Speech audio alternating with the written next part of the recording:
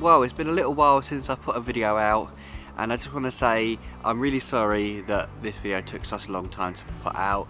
I had a lot of delays filming and editing for Carp Basics. I've been trying to catch up with everything. This video should have gone out at least 2 months ago. In this video, it was just a quick morning session at my local park lake. I didn't actually manage to get down for a little while, but I managed to get back, and then things got worse again and I couldn't do as many sessions. But now things have eased off, I'm actually back down the park right now and I'm doing some more filming down here. So hopefully I'll be putting out more park videos soon. Hopefully you'll like my little morning session at the park lake. So let's go and see it. Well, I am finally back at the park lake. It's been a little while since I've been down here.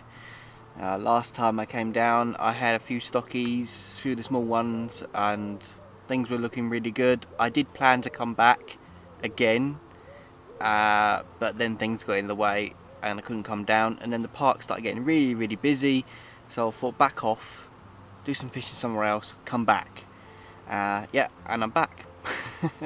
Well, I came down yesterday and I pre-baited a few swims. 2 really, just in case someone ended up in one swim, then I could go to the other, but I picked the opposite end because I've been told that that's where you're going to catch an original carp, so I'm up here. It's quite a wide swim, it's big and open, it's nothing like the swims I was in before.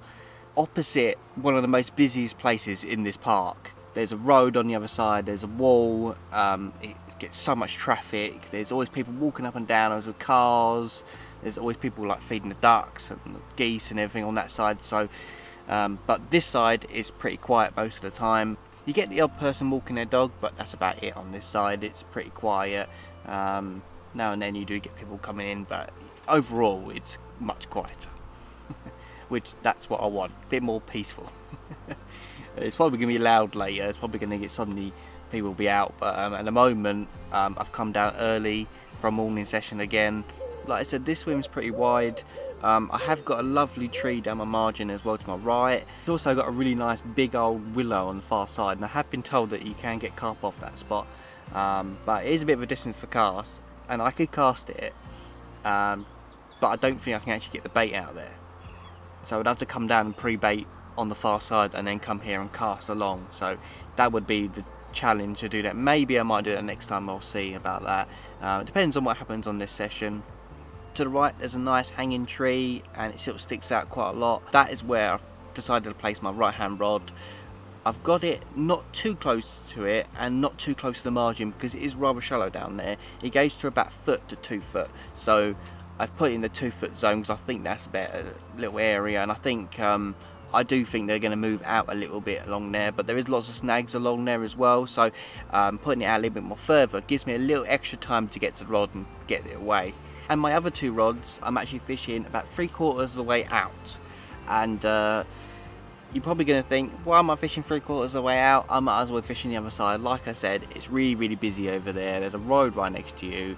It's, yeah, I don't want all that. So it's nice and quiet here, and I can cast 3/4 of the way out.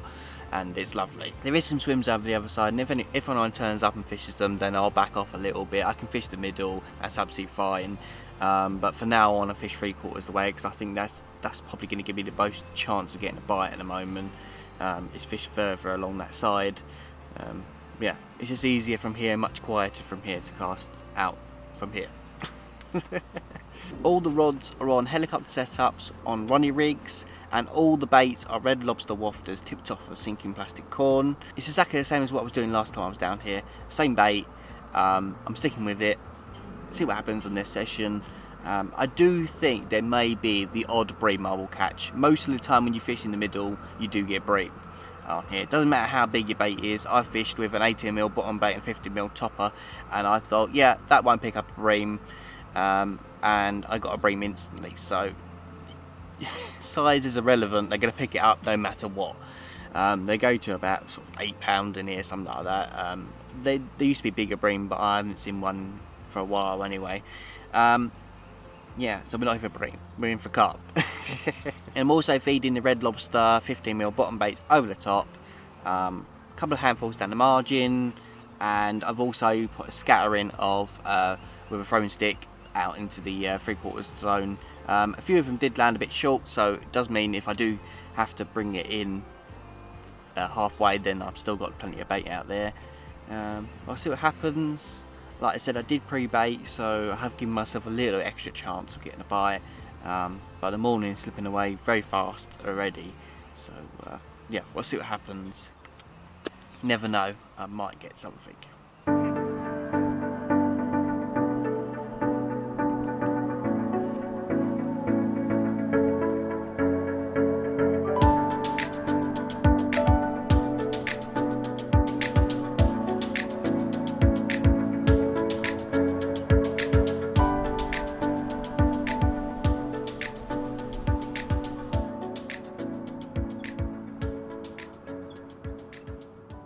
Well, nothing's happened so far. I wasn't kind of expecting to get a bite straight away anyway. It's been about, I don't know, 2 hours or so with nothing, not even a bream so far. So so far that's a positive. I can take that one away with me. It just chucked it down with rain, and yeah, I was stuck in here under the brolly. And yeah, nothing's really happened. I wasn't expecting it to rain. I did check the weather report this morning, and it said nothing about rain whatsoever. It's going to be cloudy, sunny, it said. So yeah, that was wrong. But it seems to have passing now anyway, and it's looking promising. Probably only going to give it another hour or so, and then nothing happens. Then I'll come down again in about a week or two, and I'll have another session, but for now I'm just going to wait it out and see what happens.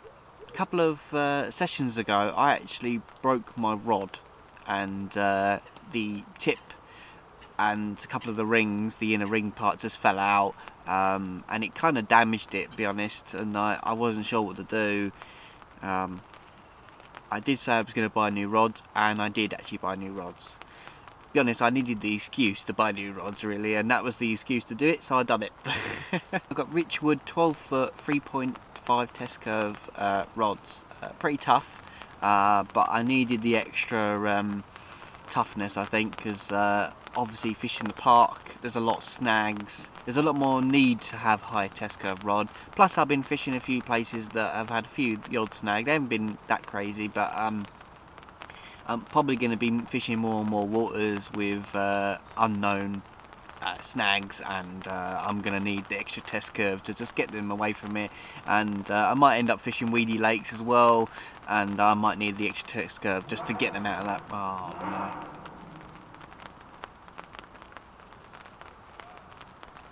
Right, so that again. I'll probably need the extra test curve just to get them out of the weed. I have got a 20-pound line on. I've always had 20-pound line on, because I've never really needed to cast that far, and I needed the extra power of the line and strength to just try and bring fish out of snags. So I've lost too many fish in the past on 15-pound line or 18-pound line, so that's the reason I went up to 20-pound line. Lost fish in weed. I lost them in snags quite easily, so that's the reason I ended up fishing with 20-pound line. I think it's fox, the line I've got, but I'm not entirely sure. I can't remember.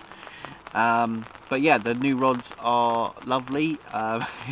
They're really nice and easy to cast, and I'm enjoying them so far. They're really nice and light, and yeah, I've had a couple of fish on them so far, so I've christened them a little bit. But it'd be nice to get a nice one out of the park on them as well. That'd be even better. Yeah, so I'm going to give it a little bit longer, and if nothing happens, then I wasn't expecting too much, but it would be nice to end with a carp on this little session, morning session, but we'll see. We will see.